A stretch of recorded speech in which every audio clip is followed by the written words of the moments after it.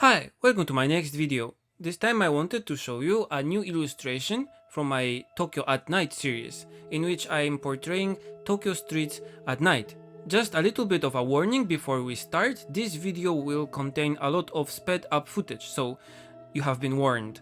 Okay, so as you know, I was really busy with the animation Susume Carolina that I'm doing right now still, but I finished my part and I went to all the meetings I had to go to. We did the sound recording, we did the dubbing, we did the sound effects and everything, so the animation is out there in editing and you'll be able to see it soon.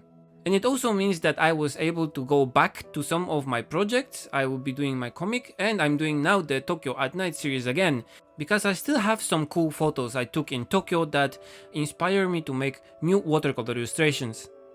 Okay, so the first step in making this piece was just to sketch everything really roughly with a B pencil. I used the usual Mitsu-bishi Hi-Uni one, just to figure out roughly what goes where and the perspective, and to modify some things from the original picture that I took.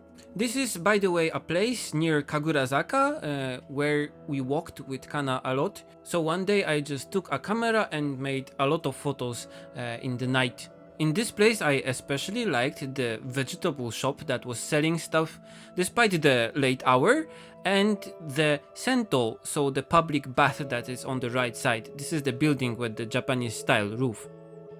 Okay, so after the sketch was complete, I started to add the lines with a COPIC multiliner. This one is 0.5 millimeter wide. And I added details as I went.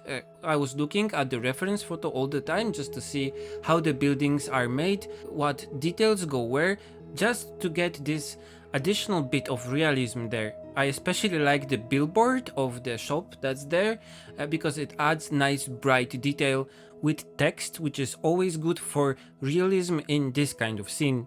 Okay, so after the ink lines were finished, I erased the underdrawing, the sketch, with a Tombow mono eraser and then started painting with watercolors. I'm using here my usual Schmincke watercolor set, the 48 colors, with some modified and additional colors there. As usual, I'm trying not to layer the colors if I absolutely don't have to, which makes painting a piece like this kind of difficult because you have to know how the color will look like and how strong it will be when it dries. It's important then to have a scrap piece of paper on which you can test your colors or do some test swatches and some interesting mixes, decide how the grays will look like even before starting to paint. I think I already discovered some interesting color mixes for grays and neutral tones in this series because there are a lot of them here, and I think I'll use them from now on in my future paintings. Okay, feel free to watch the rest of the time-lapse and I'll meet you at the end of this video.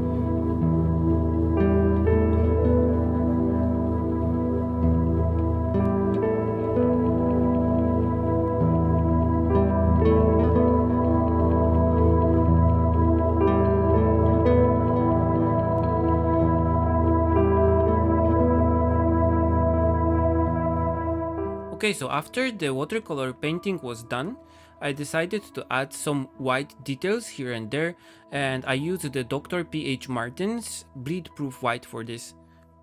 I added some halos around the white lights and some white details here and there, and also some reflections on the cables.